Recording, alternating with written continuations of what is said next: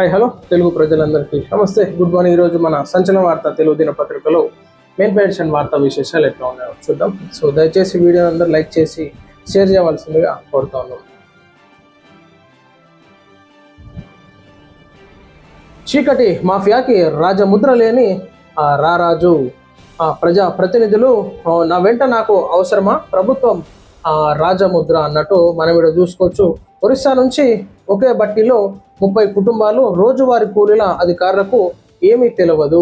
రఘునాథపాలెం మండలంలో ఇటుక మాఫియాకి అధికారులు, ప్రజాప్రతినిధుల అండదండలు, కనీసం జీవులపై అవగాహన లేని రఘునాథపాలెం తహసీల్దార్.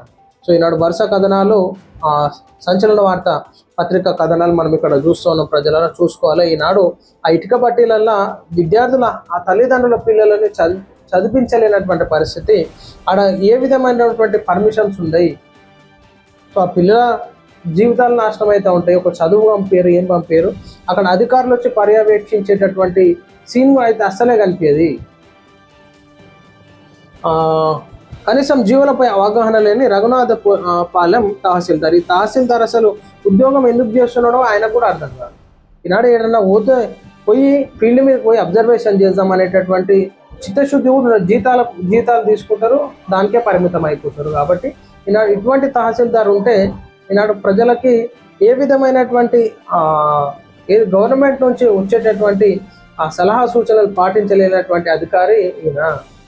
సో ఎవరు ఏం చేస్తారో చేయరు, నా ఇష్టం ఉన్నట్టు నేను చేస్తాను అంటే నడవ తహసీల్దార్ గారు, మీరు రిజైన్ చేసేసి ఇంట్లో కూర్చోరు. తహసీల్దార్కి సంబంధం లేదంట, కలెక్టర్కి రిపోర్ట్ ఇవ్వడం మాత్రమే నా పని. మరి ఎందుకున్నాడు తహసీల్దార్? ఈడు ఎందుకున్నాడు? సో ఖచ్చితంగా ఈ తహసీల్దార్ పైన విచారణ చేపట్టాల్సిందిగా మేము కూడా కోరుతాను.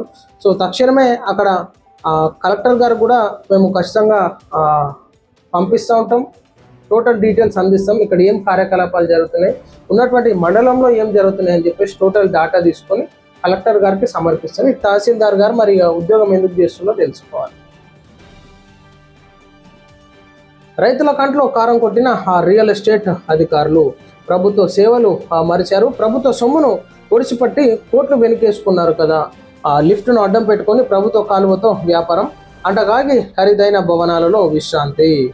కోదాడ నియోజకవర్గంలోని దుర్గాపురంలో కాలువలు మాయం చేసిన ఎంపీడీఓలు, రియల్ ఎస్టేట్ వ్యాపారంలో అధికారుల భాగస్వామ్యంతో కోట్లు కొల్లగొట్టిన కేటుగాళ్ళు. ఇట్లా ఉన్నటువంటి ఏదైతే కాలువలు ఉంటాయో ఆ కాలువలను కూడా ఈ వెంచర్లలో భూస్థాపితం చేసేసి కోట్ల రూపాయలు దండుకుంటారనమాట. సో ఈ విధమైనటువంటి కార్యకలాపాలు జరుగుతూ ఉంటాయి. సో ప్రజలారా, మీకు ఎక్కడ ఈ విధమైనటువంటి ఇది ప్రభుత్వ భూములను కాపాడుకోవాల్సినటువంటి బాధ్యత మా అందరి మీద ఉన్నది. కాబట్టి ఇట్లా కాలువలు కానీ, ఈనాడు గవర్నమెంట్ భూములు కానీ ఎక్కడన్నా కబ్జాకి గురైతే ఖచ్చితంగా కంప్లైంట్ ఇవ్వండి.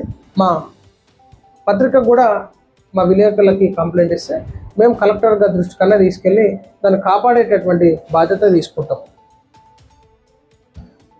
నాటి ప్రభుత్వ హయాంలో ముచ్చటగా 3 అధికారులు సూర్యాపేట జిల్లా దుర్గాపురం మసీదు ఎదురుగా ఉన్న ఎన్ఎస్పి కాలువను ధ్వంసం చేసి దుర్గాపురం మసీదు ఎదురుగా తమ్మరకు చెందిన రియల్ ఎస్టేట్ వ్యాపారి ఏకంగా రోడ్డు వేశారని ప్రత్యక్షంగా కనబడుతుంది.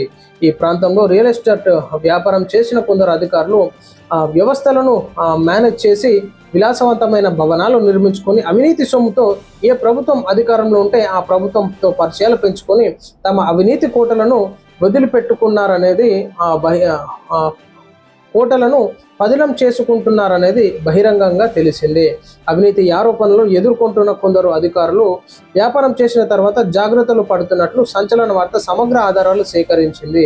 సో ఈనాడు మా విలేకరులు అయితే సంచలన వార్త విలేకరులు ఉన్నారు. సో ఈనాడు దీని మీద టోటల్గా పూర్తి రిపోర్ట్ను మేము కలెక్టర్ గారి దృష్టికి తీసుకువెళ్ళేటటువంటి ఆలోచన చేస్తూ ఉన్నాం. కాబట్టి ఖచ్చితంగా ఈ కాలువలను కాపాడేటటువంటి బాధ్యత కూడా మేము తీసుకుంటాం. ఈ రియల్ ఎస్టేట్ వ్యాపారి అధికారులు ఏం చేస్తున్నారో కూడా మేము బయట పెడతాం ఖచ్చితంగా.